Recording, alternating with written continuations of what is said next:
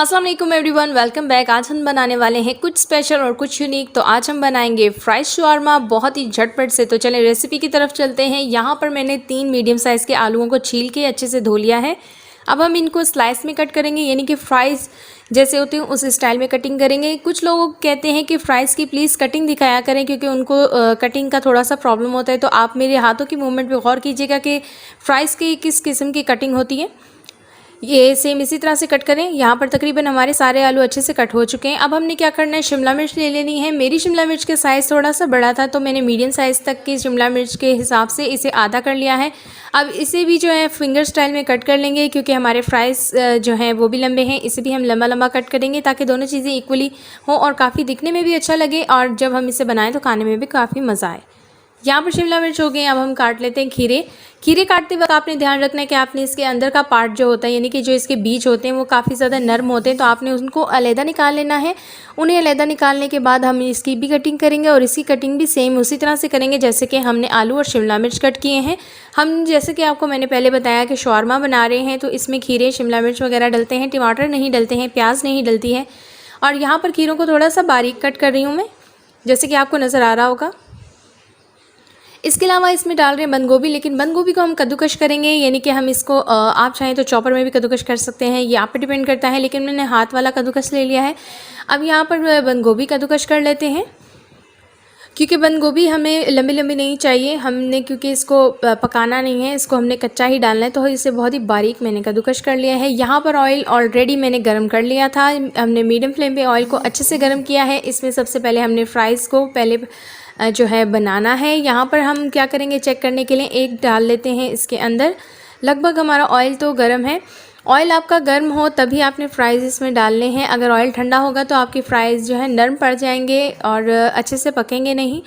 यहाँ पर लगभग हमारे फ्राइज़ हो चुके हैं एकदम तैयार। मैंने इन्हें थोड़ा सा क्रंच बन दिया है, लेकिन ज़्यादा क्रंच नहीं बनाए हैं। अब हम क्या करते हैं, इन्हें निकाल लेते हैं। अब हम चलते हैं स्टेप 3 की तरफ। यहाँ पर हमने पैन में ऑयल गरम करना है। यहाँ पर तकरीबन हम लेंगे 3 बड़े चम्मच के करीब ऑयल। ऑयल नहीं है तो आप घी का इस्तेमाल भी कर सकती हैं। इस ऑयल में हमने सबसे पहले डालना है ज़ीरा। ज़ीरा डालेंगे 1 छोटा चम्मच के करीब, और उसे भून लेंगे। ज़ीरे को ज़्यादा टाइम तक हम नहीं भूनेंगे, तकरीबन 2 से 3 मिनट तक हमने इस ज़ीरे को भूनना है। आँच मैंने मीडियम ही रखी हुई है। अब इसमें शामिल कर देंगे लहसुन अदरक का पेस्ट। तकरीबन आधा चम्मच के करीब मैं इसमें लहसुन अदरक का पेस्ट शामिल करूँगी, क्योंकि मेरे जो आलू हैं वो कम हैं। मैंने 3 मीडियम साइज़ के आलू ले लिए हैं, वो काफ़ी कम होते हैं, तो उनके हिसाब से ही मैं जो है मसाले वगैरह ऐड कर रही हूँ। आप अपने आलू की मिकदार के हिसाब से ही मसाले ऐड कीजिएगा। लहसुन अदरक को भून लेंगे तकरीबन 2 से 3 मिनट तक, और उसके बाद हम इसमें डाल लेंगे हमने जो फ्राई करके यहाँ पे फ्राइज़ रखे हैं वो, और उसके बाद डाल लेंगे केचप। केचप आप डालें तकरीबन आधा प्याली के करीब, और इसको केचप डालने के बाद हमने इस सबको मिक्स कर लेना है। केचप से इसमें बहुत ही मज़ेदार सा एक टेस्ट आता है, तो हम यहाँ पे केचप डालेंगे और इसे मिक्स करके बनाएंगे तकरीबन 2 मिनट, क्योंकि हमने चिप्स ऑलरेडी पकाए हुए। अब हम डाल लेते हैं नमक, तकरीबन आधा चम्मच के करीब। इसके अलावा इसमें शामिल कर देंगे मज़ीद लाल मिर्च पाउडर। लाल मिर्च पाउडर डाल लेती हूँ आधा चम्मच के करीब।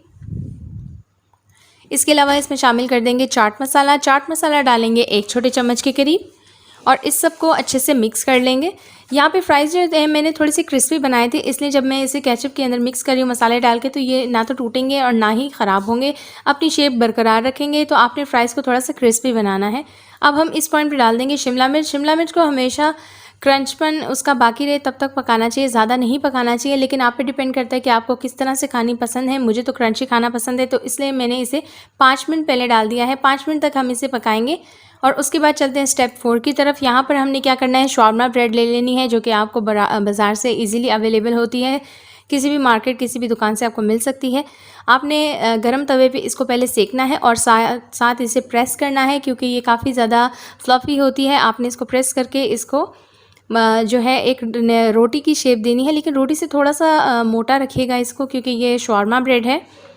यहाँ पर तकरीबन हमारी शवारमा ब्रेड दोनों साइड से अच्छे से सिक चुकी है। तो अब हम चलते हैं इसको लास्ट प्रोसेस की तरफ। यहाँ पर मैंने बटर पेपर नीचे रखा हुआ है, अगर आपके पास नहीं है आप टूथपिक के इस्तेमाल से इसको जोड़ सकते हैं।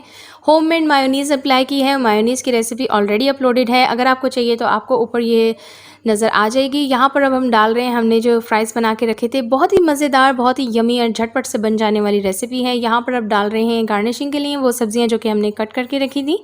यहाँ अगर आप मेरे चैनल पे न्यू है तो जल्दी से सब्सक्राइब कीजिए, छोटा बेल आइकन होगा उसे प्रेस किया करें ताकि जैसी मैं न्यू वीडियो डालूँ आपको नोटिफिकेशन आए और आप ऐसी ही आसान सी मज़ेदार सी कम बजट में बनने वाली रेसिपियों को ट्राई कर सकें और मज़े की रेसिपियाँ बच्चों को खिला सकें। अब हमने इसको अच्छे से पहले पैक कर लेना है। लीजिए हमारा फ्राइड शवारमा एकदम तैयार है। वीडियो पसंद आए तो लाइक कीजिएगा, न्यू है तो सब्सक्राइब कीजिएगा। Thanks for watching. अल्लाह हाफिज़।